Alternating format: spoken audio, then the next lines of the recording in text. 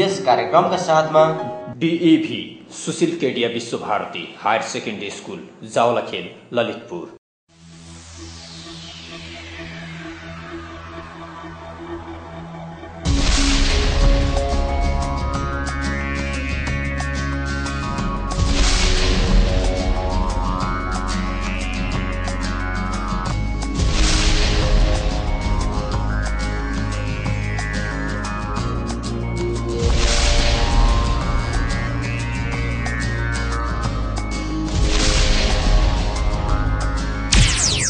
नमस्कार, समुन्नतिका लागि सञ्चार सुरमा मिडिया प्रणालीको साप्ताहिक प्रस्तुति कार्यक्रम शिक्षाको सेरोफेरोमा यहाँलाई हार्दिक स्वागत छ। सुदृढ, व्यवस्थित र मर्यादित शिक्षा क्षेत्रको परिकल्पनासहित यस कार्यक्रमको अवधारणा अगाडि सारिएको हो। आउनुहोस् आजका प्रस्तुतितर्फ लागौँ। गत फागुन 4 गतेदेखि लागू हुने गरी शिक्षा विभागले संस्थागत विद्यालय मापदण्ड तथा यसको सञ्चालन सम्बन्धी निर्देशिका जारी गरेको छ। त्यो निर्देशिकामा स्पष्ट रूपमा भनिएको छ कि कुनै पनि संस्थागत विद्यालयले प्रवेश परीक्षा शुल्क र भर्ना आवेदन फारमको शुल्क एकमुष्ट रु 125 भन्दा बढी लिन पाउने छैन। तर राजधानीका धेरैजसो विद्यालयले जानेर या नजानेर यो लागू गरेका छैनन्।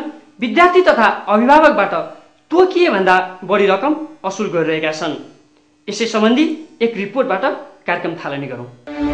राजधानीका अधिकांश शिक्षण संस्थाहरूले मापदण्डको पालना गरेका छैनन्। यहाँका बहुसंख्यक शिक्षण संस्थाहरूले परीक्षा फारमको 500 रुपैयाँ असुल्ने गरेको पाइन्छ। निशुल्क भर्ना भनेर बोर्ड झुन्ड्याइएका विद्यालयहरूले समेत शुल्क लिएको पाइएको छ। यी अभिभावकलाई सुनौ। फी लागिरहेछ, यहाँ निशुल्क छ, अनौठो लान। अहिले मलाई हेरिन, अहिले हेरेको मैले कुरा गर्थे नि त्यहाँ। शिक्षा मन्त्रालयले परीक्षा फारम र प्रवेश परीक्षा यी दुवैको शुल्क जोडेर 125 रुपैयाँ भन्दा बढी लिन बन्देज लगाएको छ। संस्थागत विद्यालय मापदण्ड र सञ्चालन सम्बन्धी निर्देशिका मार्फत मन्त्रालयले चैत 15 पछि मात्रै विद्यार्थी भर्ना गर्न पाउने व्यवस्था समेत गरेको छ। तर कतिपय शिक्षण संस्थाले धमाधम भर्ना लिइरहेको पाइएको छ। दर्शकवृन्द, सुकेधारा स्थित बागमती बोर्डिङ स्कुलले हामीलाई यसरी ठगेको थियो। अहिले हालै मात्र त्यो नयाँ भएको हुनाले हामीले त्यही अनुसारले एडजस्ट गरेका छौँ। मापदण्ड अनुसारै गर्नु पर्यो। परीक्षा फारम बापत 100 रुपैयाँ मात्रै लिएको बताउने यहाँका प्रिन्सिपलको पछिल्लो भनाइ यस्तो थियो। फर्म वितरण कतिमा गरिरहेको छ? उही सरकारले तोकेको मापदण्डमै 300 त्यो यहाँले भन्नुभएको सही हो। पहिला जुन भन्नुभयो त्यो हाम्रो पहिलादेखि नै चलिराखेको 200-300 भनेको प्राइभेट स्कुलहरू प्रायले लिइराखेको त्यही नै हो। गौशाला स्थित प्यारागन एकाडेमीले फर्मको 500 असुल्दैछ। किन यस्तो गरियो त भन्ने हाम्रो प्रश्नमा विद्यालय सञ्चालकको उत्तर थियो, हामी केवल फर्म मात्रै दिँदैनौँ, अरू थोक पनि दिन्छौँ। के रहेछन् त ती अरू थोकहरू? सुनौ ती अरू थोकहरू बारे पनि। फर्म मात्रै बेच्ने होइन, फर्ममा आयो, प्रस्पेक्टस आयो, एक्जामिनेसन चार्ज आयो, जसमा अब इन्ट्रान्स टेस्टको लागि हामीले टिचरहरूलाई बोलाउनु पर्ने हुन्छ। उहाँलाई अब ओभरटाइम पे गर्नुपर्छ। एक्जामिनेसन फिस भयो, त्यसमा पछि रिफ्रेसमेन्ट आउँछ, आइडी कार्ड दिन्छौँ। फारमको रु 500 असुलिरहेको कान्जिरोवा विद्यालयका सञ्चालकहरू भने कोही पनि सम्पर्कमा आउन चाहेनन्। दर्शकवृन्द, मापदण्ड विपरीत रु 125 भन्दा बढीमा फर्म बेच्ने विद्यालय मध्ये कतिपय विद्यालय सञ्चालकहरूले आफूबाट त्रुटि भएको स्वीकार्दै हामीले तयार पारेको यो रिपोर्ट प्रसारण हुनु अगावै गल्ती सच्याइसक्ने जनाएका छन् भने कतिपयले आफ्नो गलत कार्यको बचाउ गरेका छन्। सुनौ विद्यालय सञ्चालकहरूका मिश्रित अभिव्यक्तिहरू। भन्दा माथि जान्छ हो, मापदण्ड जे छ हामी त्यो फलो गर्छौँ। त्यसमा हजुरहरूले भोलि पनि आएर हेर्नुमा त्यो पाउनुहुन्छ। हजुरलाई हाम्रो चाहिँ बाचा नै भयो। होइन, झुटो बोल्ने मेरो नियत पनि होइन र त्यो त्यसमा चाहिँ नि केही कमी भए सुधार भइ नै हाल्छ। फर्मको त्यही नै हो, 100 नै होइन। गभर्मेन्टले 100 तोकेको छ भने त्यही नै हुन्छ। फर्मको 125 भन्दा बढी लिन पाइँदैन। तर त्यो फर्म अब हामीले यसलाई चाहिँ यसरी टुक्राएका छौँ कि अहिले मैले फर्म भन्दा एकैचोटि गएँ। जस्तो मैले अघि यहाँहरूलाई भने एक्सपेरियन्सको कुरा, जस्तो टिचर्सलाई बोलाउँछ, इन्ट्रान्स एक्जामिनेसन हुन्छ, त्यो एन्ट्रान्स एक्जाम भनेर हामीले त्यही भित्रमा राखेका छौँ। अधिकांश शिक्षण संस्थाहरूले नियतवश जानी गल्ती गरेका छन् भने कतिपयले मापदण्डबारे जानकारी नभएर फर्मको मूल्य मापदण्डभन्दा बढी तोकेको पाइएको छ। ललितपुरको युनाइटेड स्कुलकी प्रिन्सिपललाई निर्देशिकाबारे कुनै जानकारी छैन रे। मापदण्डभन्दा बढी मूल्यमा भर्ना फारम बेचिरहेको यो विद्यालयकी प्रिन्सिपलले हामीले भनेपछि मात्रै थाहा पाएकी हुन् मापदण्डको बारेमा। हामीबाट जानकारी पाएपछि ललितपुरका जिल्ला शिक्षा अधिकारीसँग तत्कालै फोन मार्फत जानकारी लिएकी उनले हामीसँग तत्काल नियम सङ्गत तौरले जाने प्रतिबद्धता जनाई। जस्तो अब पर्टिकुलरली फर्मको फिस 125 रुपियाँ भन्दा बढी लिनु नपाइने केही त्यसो आएको छ कि भोलि उपलब्ध गराइदिनु हुने? हुन्छ, त्यो अलिकति चाँडै उपलब्ध भएको भए हुने। फर्महरू जानु थालिसक्यो, गइसक्यो पनि भनौँ न। तसर्थ सम्बन्धित निकायको ढिलासुस्तीको कारणले पनि कतिपय शिक्षण संस्थाहरूले यथार्थ जानकारीको अभावमा बढी शुल्क लिएको पाइएको छ। हामी पुगेका विद्यालयहरूले नयाँ विद्यार्थीको भर्ना बापत रु 5,000 देखि 39,000 सम्म लिएको पाइएको छ। अधिकांश शिक्षण संस्थाहरूले वैशाख महिनाको मासिक शुल्क समेत भर्ना शुल्कमै जोड्ने गरेका छन्। कतिपय विद्यालयहरूले आफ्ना पुराना विद्यार्थीबाट समेत भर्ना शुल्क लिएको पाइएको छ। जबकि मापदण्डमा भनिएको छ पहिले भर्ना भइसकेका विद्यार्थीबाट भर्ना बापत कुनै शुल्क लिन पाइने छैन। यसरी सरकारी संयन्त्रको लाचारीको गलत फाइदा उठाउने व्यक्ति तथा संस्थालाई कानुनको दायरामा ल्याउने, सच्चिन चाहनेहरूलाई सीमित समय प्रदान गर्ने, हटियाहरूलाई दण्डित गर्ने र नियमसङ्गत तौरले सञ्चालनमा आउन चाहने तर नीति नियमबारे पर्याप्त जानकारीको अभाव भएका व्यक्ति तथा संस्थाहरूलाई समयमै नयाँ नीति नियम तथा मापदण्डबारे जानकारी गराउने कार्य सम्बन्धित निकायले समयमै गर्ने हो भने धेरै हदसम्म अनियमिततालाई न्यूनीकरण गर्न सकिने देखिन्छ।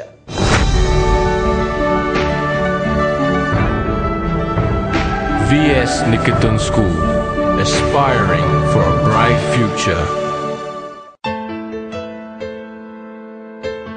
Loyalty academy, Mandikhatar, Kathmandu.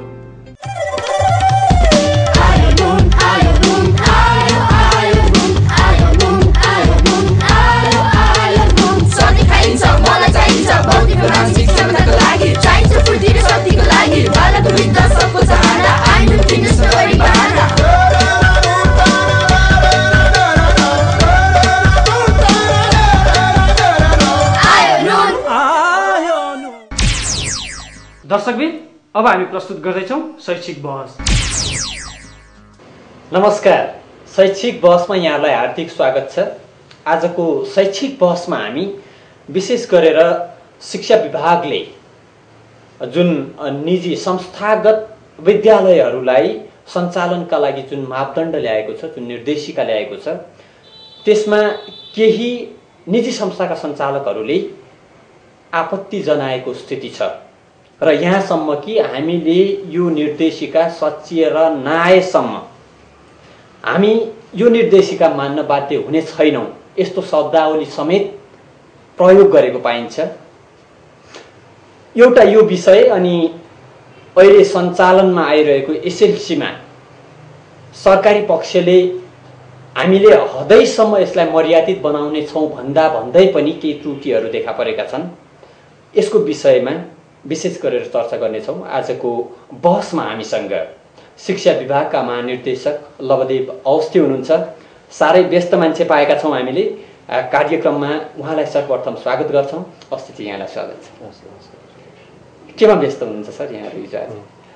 अब कतिपय दैनिकी हो, कतिपय कुरा चाहिँ अब अपरझट पर्ने कुरा पनि हुन्छन् र त्यसको साथसाथै यहाँले भनिसक्नुभयो एसएलसी परीक्षाको सन्दर्भ पनि छ र साथसाथै हामीले अरू व्यवस्थित गर्नुपर्ने शिक्षामा देखेका केही चुनौतीलाई सम्बोधन गर्नुपर्ने सन्दर्भमा पनि संस्थागत विद्यालय भयो, त्यसपछि सार्वजनिक विद्यालय, अब त्यसमा चाहिँ हामीले कसरी ज्यादा बढी क्रियाशील भएर लाग्ने भन्ने यिनै सन्दर्भमा हाम्रो चाहिँ अब कार्यकलापहरू गाँसिएर बसेको छ। संस्थागत विद्यालयहरूलाई व्यवस्थित कसरी गर्नुपर्छ? किनभने उनीहरूको त चरित्रै हो, जति धेरै तपाईँहरूले दिनुहुन्छ त्योभन्दा अझ धेरै माग गर्ने। अब त्यसरी हेर्नु पनि अलि अन्याय हुन्छ। के भन्दा संस्थागत विद्यालयको नेपालमा शिक्षामा एउटा यथेष्ट योगदान पनि छ, त्यसलाई हामीले त्यसलाई त नकार्नै मिलेन, नकार्ने कुरो नआएर त्यसलाई सम्मान गरेरै हामीले यी विषयवस्तुको उठान गर्नुपर्छ। र यहीँनिर म जोडौँ, तपाईहरूले जुन संस्थागत विद्यालय मापदण्ड तथा सञ्चालन सम्बन्धी निर्देशिका जारी गर्नुभयो 4 गतेदेखि, त्यो मान्दैनौँ भनेका छन् निजी क्षेत्रका सञ्चालकहरूले। त्यसरी मान्दैनौँ भन्ने कुरा त्यो प्रश्नै आएन, हामी त कल्पनै गर्दैन। वास्तवमा के भने अब कल्पना होइन, उनीहरूले भनिरहेछन्, अब तपाईँहरूको एक्सन के हुन्छ? पहिलो कुरो त अब यसको पृष्ठभूमि हेर्नुपर्ने हो। कस्तो भन्दाखेरि यो तयारी गर्ने क्रममा हामीले सहकार्य गरेर उहाँहरूको समेत सहभागिताबाट सम्पूर्ण जति क्रियाशीलता थियो त्यो प्राप्त गरेर यहाँसम्म पुगेको अवस्था हो। तर उनीहरू के भन्छन् भने हामीले गरेको जुन सिग्नेचर छ, जुन दस्तखत छ, त्यो उपस्थिति हो। अब यसमा चाहिँ धेरै त्यसलाई हामीले गलत रूपले व्याख्या गर्ने भन्दा पनि हामीले कसरी लिन्छौँ त्यसलाई भन्दाखेरि उहाँहरूको आफ्नो जुन किसिमको प्रतिबद्धता थियो त्यो प्रतिबद्धताबाट चाहिँ कुनै किसिमले विचलन हुन्न। उहाँहरू जुन रूपमा चाहिँ हामीलाई साथ लिएर आउनुभएको छ त्यही रूपमा चाहिँ त्यो सहकार्य अगाडि बढ्छ भन्ने हिसाबले नै हामीले यो निर्देशिका जारी गरेको अवस्था हो। र निर्देशिकाले कुनै विद्यालयलाई अप्ठ्यारो पार्ने भन्दा पनि जनमानसमा विश्वास कसरी जगाउने र एउटा चाहिँ अहिलेको सन्दर्भमा संस्थागत विद्यालयले प्रो पब्लिक भएर कसरी जाने भन्ने त्यो एउटा चाहिँ धरातल पनि हामीले दिन खोजेको हो। तर हाम्रो अनुगमन अलिकति फितलो भयो। फितलो भन्दा पनि अब अलिकति परिणाममुखी अनुगमन कसरी गर्ने भन्ने चुनौती चाहिँ छ। र त्यसमा चाहिँ जुन यहाँले भन्नुभएको छ जस्तै अहिलेकै अब निर्देशिकाको सन्दर्भमा पनि अनुगमन गर्ने पनि केही इन्स्ट्रुमेन्ट चाहिन्छ। अनुगमन के अनुगमन गर्ने, जस्तो कि इन्स्ट्रुमेन्टकै कुरा चाहियो, के को सन्दर्भमा अनुगमन गर्ने। अनुगमन त्यतिकै जाने फर्केर आउने त होइन नि त। त्यसो भएर सार्थकता कसरी प्रमाणित गर्ने र अनुगमनलाई हामीले चाहिँ विद्यालयको पठन पाठन, विद्यार्थीको सिकाइ र हाम्रो चाहिँ जुन त्यसमा परेको लगानी छ, लगानीको एउटा चाहिँ अर्थपूर्ण प्राप्ति कसरी गर्ने भन्ने यो सन्दर्भ चाहिँ। तर त्यो सार्थकता हामीले प्राप्त गर्न सकेका छौँ छैन? त्यसमा के प्राप्ति भएको छ, के उपलब्धिहरू हासिल गरेका छौँ, त्यसमा चाहिँ अब सम्पूर्ण रूपमा तपाईँले एकसाथ प्राप्त भएको छैन भन्ने कुरा चाहिँ मिल्दैन। अब केही कुराहरू राम्रो किसिमले अगाडि बढेका छन्, सार्थकता पनि देखिएको छ। पर्सेन्टेजमा भनौँ न, कति जति हुन्छ? यसलाई म्याथमेटिकल भन्दा पनि सामाजिक किसिमले हेर्नुपर्छ। करिब करिब भनौँ न। यसो छ, त्यसलाई चाहिँ तपाईँले गणितीय हिसाबले यसको चाहिँ अन्तर्वस्तुलाई केलाउने भन्दा पनि सामाजिक रूपमा त्यसको चाहिँ कस्ट एसेस गर्नुपर्ने हुन्छ होइन। सोसल कस्ट हो नि हो त। त्यो कारणले जो बालबालिकाहरू हाम्रो संस्थागत विद्यालयमा अहिले उपस्थित छ त्यो उपस्थितिको व्यक्तिगत रूपमा उपयोगिता कति हुन सक्यो, त्यसले राज्यलाई कति एउटा लगानीको प्रतिफल दिन सक्यो र साथसाथै त्यसका सञ्चालक जो त्यसमा चाहिँ लागेका व्यवस्थापक छन् उहाँलाई कति सन्तुष्टि हो भन्ने कुरा पनि आउँछ। त्यही भएर चाहिँ मैले यहाँलाई के भन्छु भने एउटा नितान्त तपाईँले गणितीय हिसाबले यति प्रतिशतको सन्तुष्टि छ भन्ने त्यो म्याथमेटिकल क्यालकुलेसन हामीले गरेका छैनौँ। अब सायद गर्नुपर्ने हुनसक्छ कुनै पोइन्टमा। तर अहिलेको हिसाबले के हो भन्दाखेरि जुन रूपमा चाहिँ आमाबाबुको एउटा चाहिँ अभिभावकहरूको लगानी भएको छ अथवा देशको पनि त लगानी छ नि त, त्यो चाहिँ एउटा निजीलाई हामीले नकारात्मक किसिमले हेर्ने कुरा चाहिँ मिल्दैन। निजीको आफ्नो एउटा अहम भूमिका छ। निजीको सिपो गरेर सार्वजनिक विद्यालय पनि धेरै कुराहरू आफ्नो एउटा चाहिँ अग्रगति लिने अहिलेको अवस्था हो। व्यवस्थापन चाहिँ राम्रो व्यवस्थापन गर्न सक्ने क्षमता चाहिँ निजीबाट पनि लिन आवश्यक छ। भर्चुअल छन्, त्यो भर्चुलाई पनि हामीले आत्मसात गर्नुपर्छ। तर त्यसमा चाहिँ हामीले खोजेको कुरो के हो भन्दाखेरि जुन रूपमा अहिले संस्थागत विद्यालयहरूको सञ्चालन भएको छ त्यसलाई मात्रै हामीले टार्गेट गर्ने कुरो पनि होइन। सार्वजनिक विद्यालयलाई पनि कसरी चुस्त दुरुस्त बनाउने, त्यसको सेवा पनि सुनिश्चित गर्ने, त्यो जुन हाम्रो अहिले लगानी भएको छ त्यसको परिणाम कसरी सुनिश्चित गर्ने भन्ने 17,000 वार्षिक एकजना विद्यार्थी बराबर पर्दो रहेछ फी सरकारी विद्यालयमा। अनि त्यसको उपलब्धि चाहिँ हामीले कसरी ल्याउने त्यो आकलन पनि गर्नु पर्यो। र साथसाथै संस्थागत विद्यालयको पनि जुन अभिभावकको लगानी छ, राज्यको पनि लगानी छ, अथवा भनौँ प्रत्यक्ष अप्रत्यक्ष हामी सबैको लगानी छ। सत्य। त्यसो भएर त्यो लगानीको एउटा प्रतिफल पनि देखिने किसिमले आश्वस्त पार्ने आधार चाहिँ हामीले यो निर्देशिका मार्फत खोजेको हो। र त्यसको लागि जस्तै अहिलेकै सन्दर्भमा पनि यो शुल्कको बारेमा आएको छ। भर्ना शुल्क अब यहाँको जानकारी पनि आएकै छ।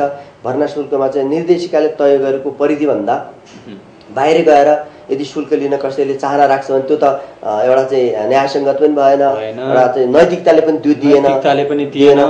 अलिकति विषयवस्तु मोडौँ। तपाईँ एसएलसीको निरीक्षकको रूपमा मध्यमाञ्चलको प्रमुखको भूमिका निर्वाह गरिराख्नु भएको छ। के कस्तो पाउनु भएको छ अहिलेसम्मको स्थिति? मध्यमाञ्चल बागमती हो मैले हेरेको खास गरी होइन। अब बागमती अञ्चल हुन त अब हाम्रो अप्रत्यक्ष रूपमा त 75 जिल्लाको अब सबै त्यो अभिभारा रहने भयो हाम्रो दायित्व, तर विशेष गरी तपाईँको बागमती। अब बागमतीमा चाहिँ समन्वय गर्ने, अब कहीँ अप्ठ्यारो पर्यो केही भयो भने त्यस्ता कुरामा चाहिँ सनाखो भएर बस्ने र हाम्रा चाहिँ नीति नियमको पालना गराउने त्यो केही जिम्मेवारी विशेष रूपमा चाहिँ हामीलाई सुम्पिएको अवस्था हो।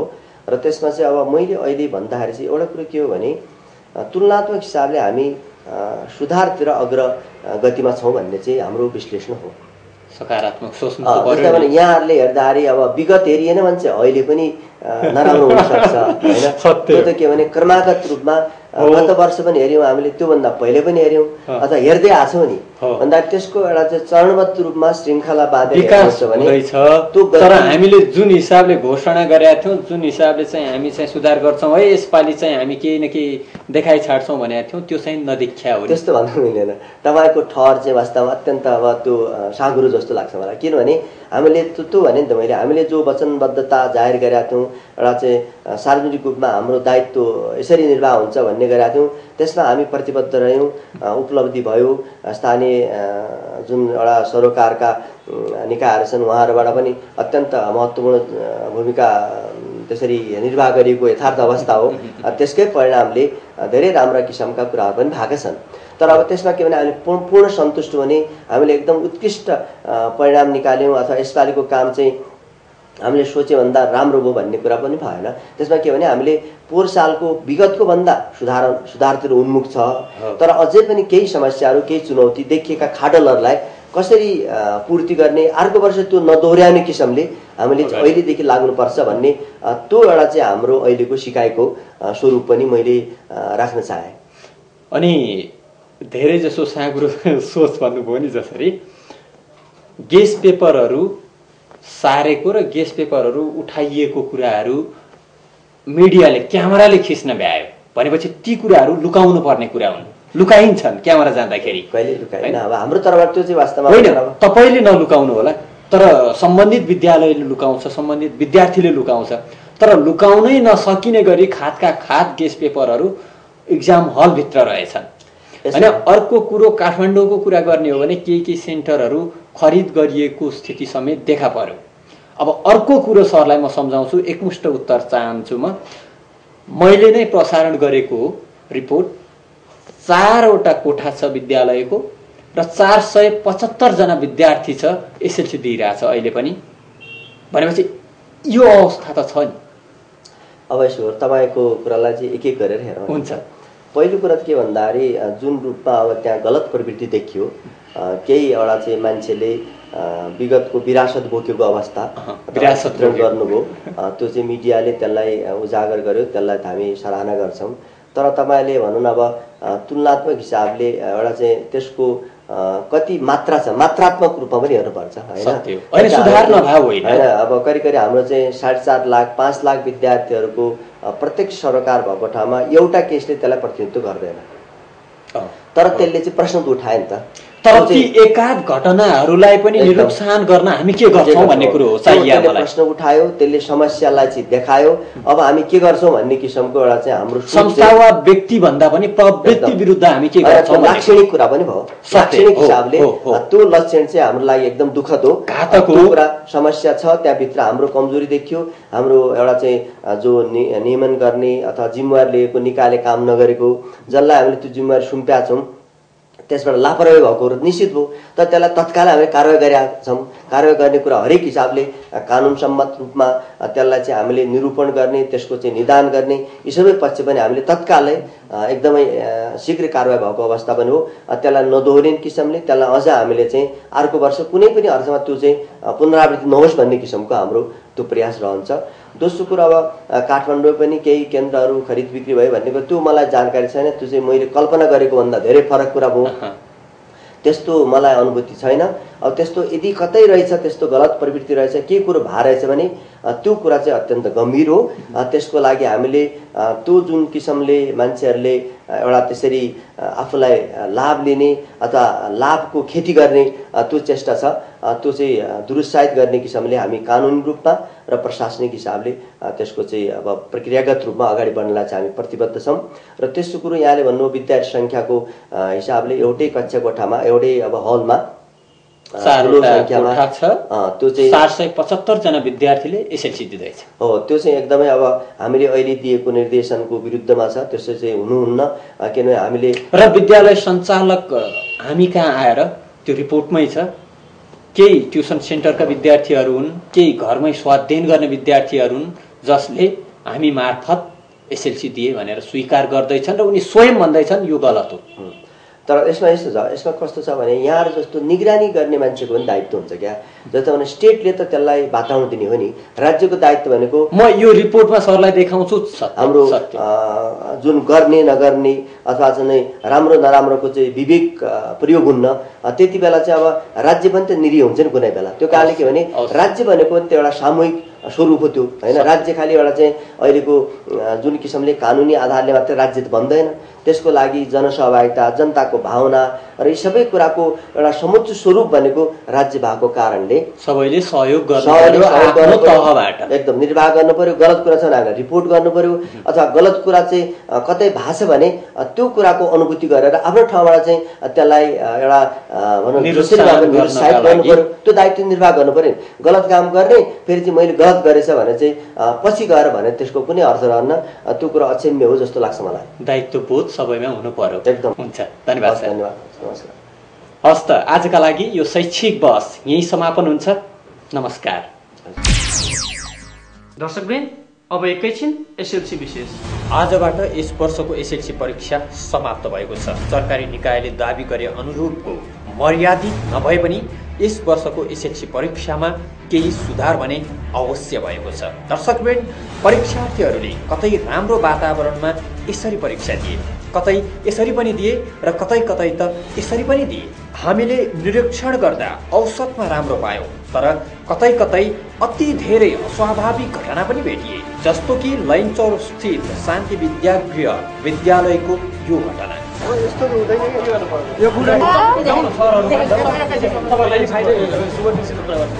बुढा नीलकण्ठ विद्यालयका केही विद्यार्थीलाई यहाँ गार्ड बसेका एकजना शिक्षक र एकजना शिक्षिकाले सिकाउने काम गरे र चिट समेत चोराए। यसका प्रत्यक्षदर्शी शिवपुरी माविका यी विद्यार्थीले विरोध गरे, जसको फलस्वरूप उनी कारबाहीमा परे। दर्शकवृन्द, दुःखका साथ भन्नुपर्छ कि त्यसको भोलिपल्ट अर्थात् बिहिबारको परीक्षा दिन पाएनन् यी विद्यार्थीले। यस दिन अतिरिक्त गणित अर्थात् अप्सनल म्याथको परीक्षा थियो। दर्शकवृन्द, असमान व्यवहारको विरोध गर्ने यी विद्यार्थीलाई हामी रिपोर्टिङका दौरान यो विद्यालयमा पुग्दा यसरी धम्क्याउने र विद्यार्थीको मनोबल गिराउने काम हुँदै थियो।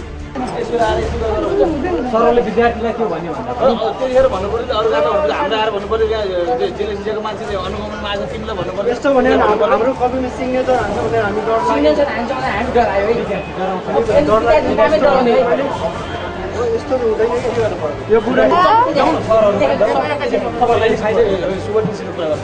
हामीले घटनाको वास्तविकता बुझ्न खोज्दा प्रवेशमा रोक लगाइयो। यसबाट पनि थाहा हुन्छ त्यहाँ आशंका गर्ने ठाउँ धेरै छ। जे होस्, अनियमितता विरुद्ध आवाज उठाएकै भरमा कुनै विद्यार्थीलाई बदनियतपूर्ण ढङ्गले मनोवैज्ञानिक त्रास सिर्जना गर्नु र परीक्षा दिनमै रोक लगाउनु परीक्षाको मर्यादाभित्र पर्दैन। कमजोरी औल्याएर प्रशासनिक निकायलाई सहयोग पुर्याए बापत पुरस्कृत हुनुपर्ने विद्यार्थी उल्टै दण्डित भएको देख्दा हामीलाई दुःख लागेको छ। परीक्षालाई साँच्चीकै मर्यादित बनाउने हो भने यस किसिमका खराब नियतले गरिने कुकृत्यलाई निरुत्साहन गर्न आवश्यक देखिन्छ। अब लागौं शैक्षिक गतिविधितर्फ। अनेरा सोभियुका असन्तुष्ट नेता कार्यकर्ताले आइतबारदेखि सुरु गरेको रिले अनसन स्थगित भएको छ। पार्टी अध्यक्षले निर्णयमा कमी कमजोरी भएको स्वीकार्दै त्यसलाई आगामी बैठकमा सच्याएर जाने प्रतिबद्धता जनाएपछि अनसनकारी कार्यकर्ताले अनसन स्थगित गरेका हुन्। पार्टी स्थायी कमिटीले माघ 10 गते निर्णय गरेर फागुन 19 गते घोषणा गरेको निर्णय अवैज्ञानिक, भेदभावपूर्ण र एकपक्षीय भएको भन्दै ठूलो संख्यामा अनेरा सोभियुका नेता कार्यकर्ता आन्दोलित थिए। आफ्नो मागहरू पूरा नगरिए थप विरोधका कार्यक्रमहरू घोषणा गरिने असन्तुष्ट पक्षले जनाएको छ। गत फागुन 19 गते एमालेको स्थायी कमिटीले 141 सदस्यीय केन्द्रीय आयोजक कमिटी घोषणा गरेको थियो। दर्शकबिन, कार्यक्रम शिक्षाको सेरोफेरो यहाँलाई कस्तो लागिरहेको छ? कार्यक्रमका बारेमा कुनै सल्लाह सुझाव र प्रतिक्रिया छ भने हामीलाई पठाउनुहोला। यसको लागि हाम्रो सुरमा मिडिया प्रणालीको अफिसियल फोन नम्बर 4240 अथवा हाम्रो इमेल एड्रेस शिक्षाकोसेरोफेरो@gmail.com अथवा शिक्षाकोसेरोफेरो@yahoo.com मा पठाउन सक्नुहुनेछ। आजका लागि भने कार्यक्रमको निर्धारित समय समाप्त भएको छ। हामी सबैलाई बिदा दिनुहोस्। नमस्कार।